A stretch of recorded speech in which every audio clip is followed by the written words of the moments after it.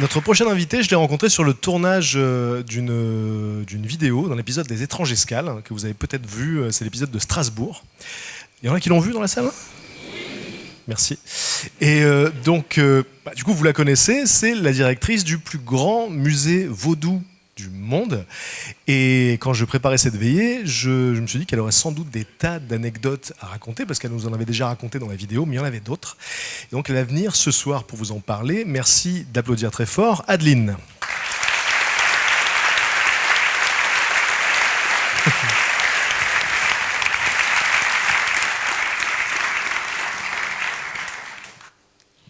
Bonsoir à tous. Alors il faut dire que quand Patrick m'a proposé de participer à la veillée, j'étais un peu sceptique parce qu'il m'a dit tu verras, c'est comme quand on est autour d'un feu, c'est hyper convivial.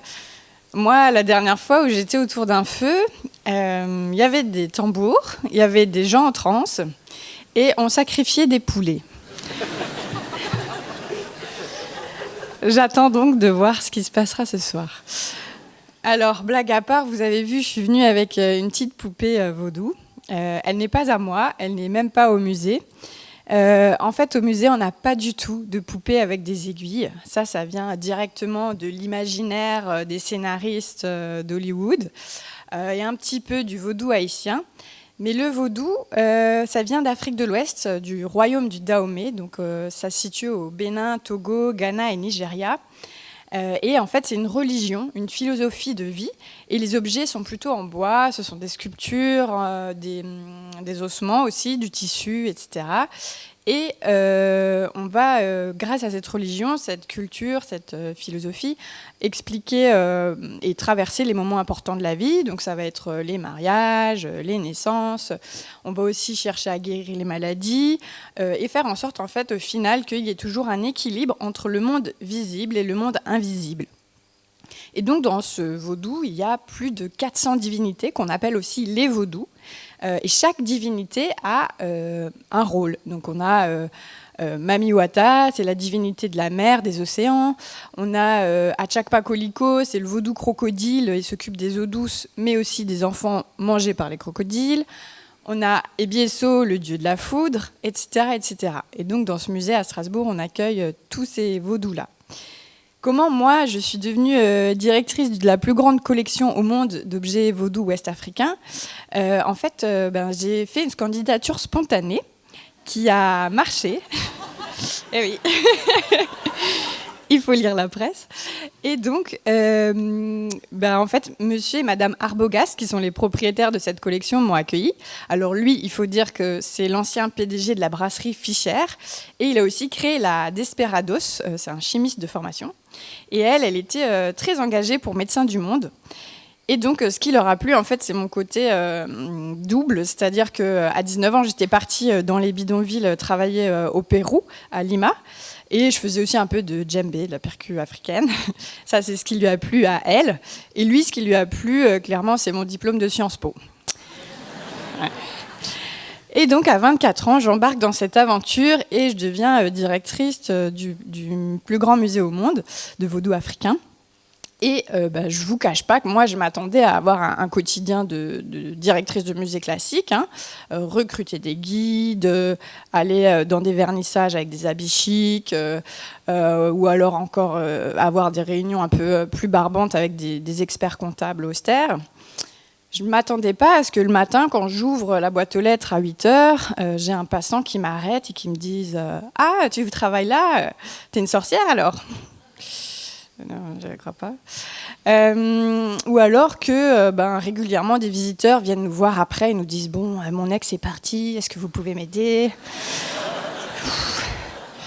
Donc on n'est pas un temple et moi je ne suis pas une prêtresse. Et je ne m'attendais pas non plus à partir en Afrique et me retrouver en tenue traditionnelle et à moitié sous. Et ça, c'est venu petit à petit. Donc en France, bon, je ne vous cache pas non plus, quand je m'occupe de la boutique, de référencer de nouveaux produits, je les commande au Bénin. Alors il y a un produit, un gris-gris qu'on commande régulièrement, c'est ce qu'on appelle un soudémé. Donc c'est un petit objet, un petit bout de bois, comme ça, il y a un trou dedans, et puis à côté, il y a un pieu. Et en fait, les gens peuvent chuchoter un souhait dedans, fermé avec le pieu, et ça permet de réaliser différents vœux. Alors, j'en achète un paquet, et puis un mois après, coup de fil du comptable. Adeline, c'est quoi les 600 € que tu as envoyés en Western Union au Bénin? Ah, écoute, c'est des goodies pour la boutique, t'as qu'à mettre ça. Oui, mais bon, la facture, tu m'as juste mis une capture d'écran WhatsApp. Oui, bon, écoute, tu feras avec.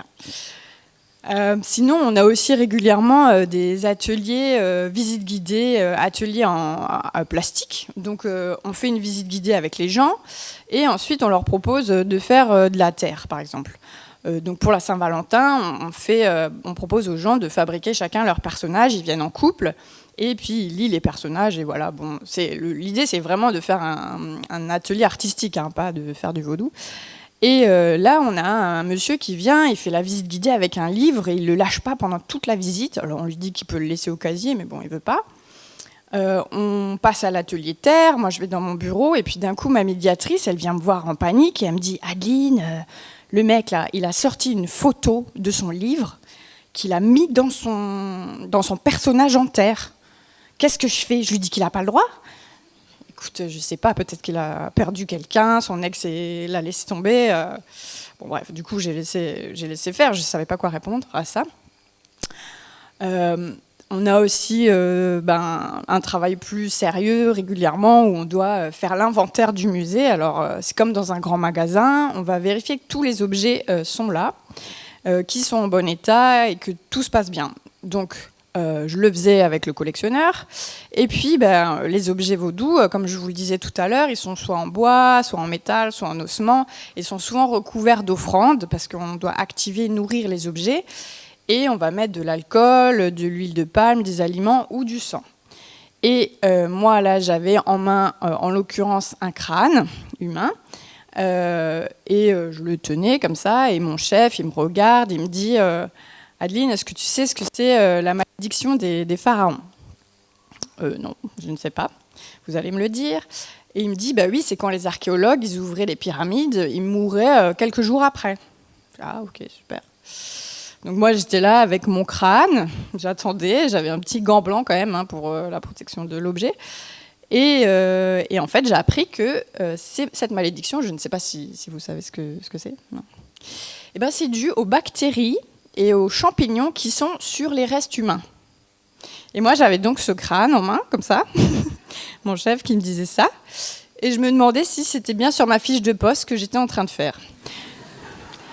J'ai pas lâché l'objet, je l'ai rangé et tout s'est bien passé. Tout ça pour vous dire que quand on fait des voyages d'équipe au Bénin, c'est encore un autre level.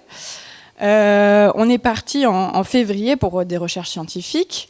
J'emmène toute mon équipe et puis là, il y a plusieurs moments où je me suis dit dans quoi je les ai embarqués, les pauvres. On part donc pour voir un couvent d'un petit village qui s'appelle Adjara au Bénin.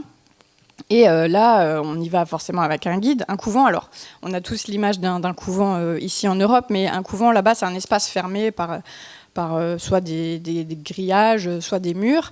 En tout cas, c'est juste un espace fermé où on prie, où il y a des rituels et des cérémonies. Et donc, on va voir dans un couvent. Et là, avant de rentrer, le traducteur, le guide, il me dit « Madame, on peut y aller, mais il faut mettre un pagne. » C'est un bout de tissu. Donc, je dis « Oui, pas de souci, on met un pagne. » « Non mais madame, le pagne, il faut le mettre là. » Ok, donc on va tout voir madame. Là j'ai mon chef à gauche qui est mort de rire, ma salariée à droite qui est toute blanche.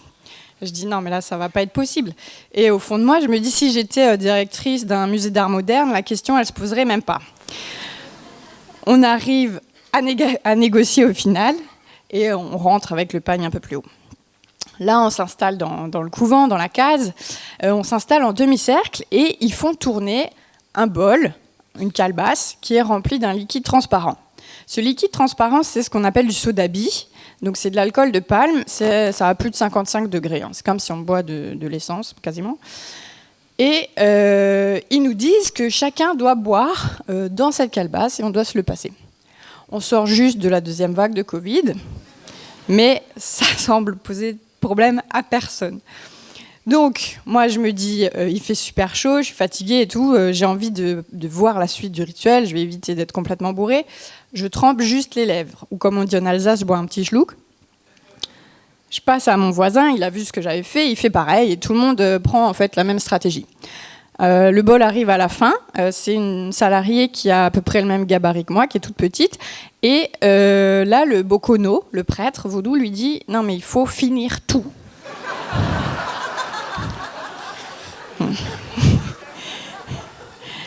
Elle me regarde, elle cherche un signe d'approbation, désapprobation. Moi, je me dis, bon, au niveau du droit du travail, est-ce que je protège la liberté individuelle et la sécurité de mon salarié ? Bon, pendant que je réfléchis, elle boit cul sec. Et je me dis, si jamais j'ai des soucis avec les prud'hommes, de toute façon, on nous verra plus comme des copines en pagne à moitié bourrées en vacances que comme des chercheuses en anthropologie. Bref, on sort du couvent et là, on nous présente le vaudou. Donc là, le vaudou, c'est un monticule avec du tissu, des herbes, etc., qui fait quasiment quand même 2 mètres. Et on nous dit de monter dessus pour rencontrer le vaudou et de l'honorer. Et donc, au-dessus, il y a une sorte de creux comme ça avec du liquide. Donc, on nous dit, vous montez dessus, vous trempez le doigt 3 fois et vous léchez. On le fait, hein, on n'est plus à ça près. On retourne dans la voiture et là, je dis au guide, qu'est-ce que c'était ? Ah, ben ça, madame, c'est de l'eau sacrée qui est là depuis plus d'1 an, avec des plantes et peut-être du sang. Donc, on vient de boire de l'eau croupie avec du sang putréfié. Personne n'est tombé malade, heureusement. On est rentré à l'hôtel. Le lendemain, voilà, on boit notre petit jus d'ananas frais et tout à l'hôtel. Et on ne se doute pas que quelques heures après, on sera de nouveau en train de lécher de la poudre calcinée ou boire du soda-bi ou encore voir un cadavre.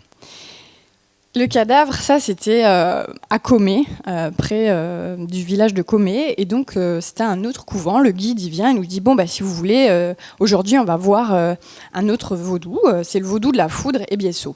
Ok, super, on y va. Alors, on va devant le couvent. Là, il doit faire des pourparlers. Donc, pendant un bon moment, on attend dans la voiture pour savoir si on a le droit de rentrer. Au bout d'un moment, on a le droit de rentrer. Enfin, on va dans la cour. De nouveau, on se met en demi-cercle. On fait passer le soda-bi. Et là, il y a plusieurs hommes qui viennent petit à petit, on attend. Et au bout d'un moment, il y a 10 hommes devant nous, ils nous disent... en fait, ils sont là pour décider si oui ou non on peut voir le vaudou et si on peut voir le mort foudroyé. Alors, on les laisse réfléchir, ils discutent entre eux dans leur langue, on capte que c'est des gens, les dignitaires religieux de la même famille et qu'ils ont lâché toutes leurs activités pour décider si oui ou non on peut voir ce vaudou. Donc c'est très solennel et nous on est très heureux de pouvoir participer à ça. Hein. Et à un moment ils disent ok c'est bon vous pouvez aller voir le vaudou de la foudre. Donc on va voir Biessot. Alors il est dans une pièce. Alors il y a de nouveau plusieurs monticules avec des sculptures en bois, des offrandes, etc. L'odeur est assez forte. Et on nous dit vous prenez pas de photos par contre parce que le flash ça pourrait attirer la foudre. Bon ok on discute pas le concept. On continue un peu la visite, on prend des notes et tout. Et là, il nous propose d'aller voir le mort foudroyé. Donc nous, on dit, oui, allez, on va voir un mort foudroyé. Et pour vous donner une explication de ce que c'est, un mort foudroyé, c'est, comme le mot le dit, c'est quand une personne est morte, foudroyée.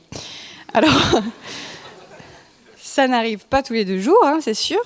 Mais quand ça arrive, en fait, on considère que la personne est un mauvais mort, une mauvaise personne, qu'elle a mérité cette mort, et que donc il y a une malédiction qui est tombée sur elle, en gros.